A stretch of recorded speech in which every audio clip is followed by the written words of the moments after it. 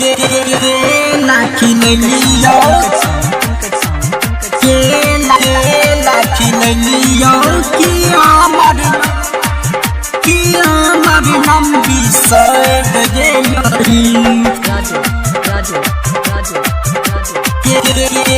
Lucky लियो कि हमर लंबी सर गे छोड़ी छोड़ी क्या ससुराल गलई कि पिया बाके प्यार पैलई छोड़ी छोड़ी क्या ससुराल गलई कि पिया बाके प्यार पैलई किया बाके छोड़ दिलई गे कि पिया बाके प्यार पैलई छोड़ी छोड़ी क्या ससुराल गलई कि पिया बाके प्यार पैलई छोड़ी छोड़ी क्या ससुराल गलई कि पिया बाके प्यार पैलई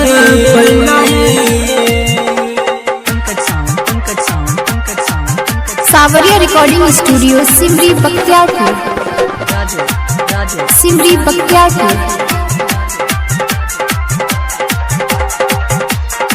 प्यार पैलई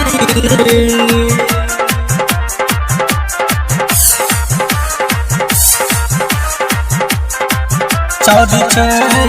छोड़ी क्या ससुराल गलई कि पिया बाके प्यार पैलई जाई रही मिले चौरी गोरियार चौक पर चौड़ा सब मिलई गप्पा दुकान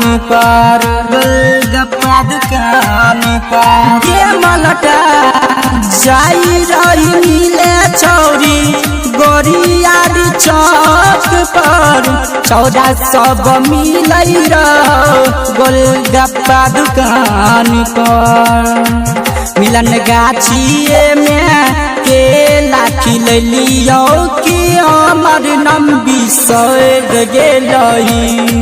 छोड़ी छोड़ी क्या ससुराल गलई कि पिया बाके प्यार पैलई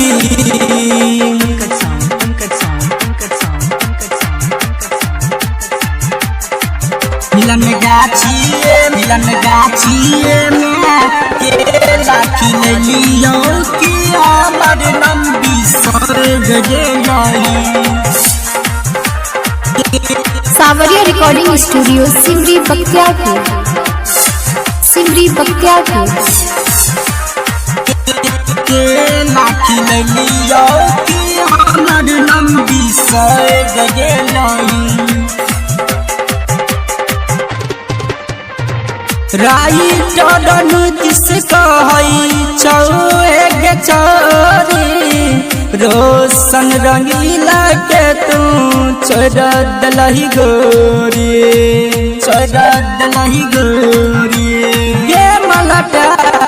राइटर नीतीश कहई चौग चोरी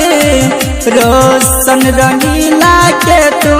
छोड़ दिलही गोरी दिवाकर विकास के कब भूल गलही कि निवास के अपनाई ले लही छोड़ी छोड़ी क्या ससुराल गलही कि पिया बाके प्यार पैलई पिया बाके छोड़ दिलई गे कि पिया बाके प्यार पैलई छोड़ी छोड़ी क्या ससुराल गलई कि पिया बाके प्यार पैलई छोड़ी छोड़ी क्या ससुराल गलई कि पिया बाके प्यार पैलई।